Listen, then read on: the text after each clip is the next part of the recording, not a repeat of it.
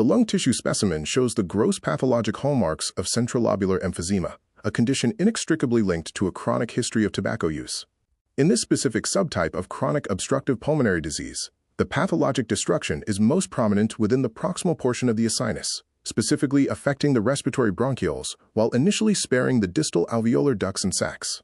This anatomical localization is a key differentiator from panissonar emphysema, which is typically associated with alpha-1 antitrypsin deficiency and involves the entire sinus uniformly. As we observe the fixed and cut surface of this pulmonary tissue, the most striking feature is the presence of multiple tissue cavitations. These represent permanently enlarged air spaces, resulting from the destruction of alveolar walls without significant fibrosis. The mechanism of this destruction is centered on the protease-antiprotease imbalance.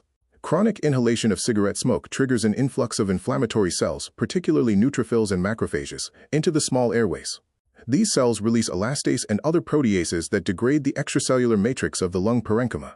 Under normal physiological conditions, alpha-1 antitrypsin would neutralize this elastase, but the overwhelming oxidative stress and inflammatory burden from smoking inhibit these protective antiproteases.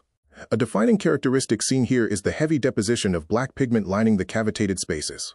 This is known as anthracosis, which represents the accumulation of carbon-laden macrophages within the interstitial lung tissue and lymphatics. While anthracosis can be seen in urban dwellers and coal miners, its concentration within these centrilobular focal points is a hallmark of the smoker lung. Clinically, patients with this degree of structural damage present with a decreased forced expiratory volume in 1 second to forced vital capacity ratio, increased total lung capacity, and a classic pink puffer phenotype characterized by dyspnea and hyperventilation to maintain oxygenation. The destruction of the alveolar capillary interface also leads to a marked decrease in the diffusing capacity of the lung for carbon monoxide. As the disease progresses, the loss of pulmonary capillary surface area can lead to pulmonary hypertension and subsequent right ventricular hypertrophy, known as cor pulmonale.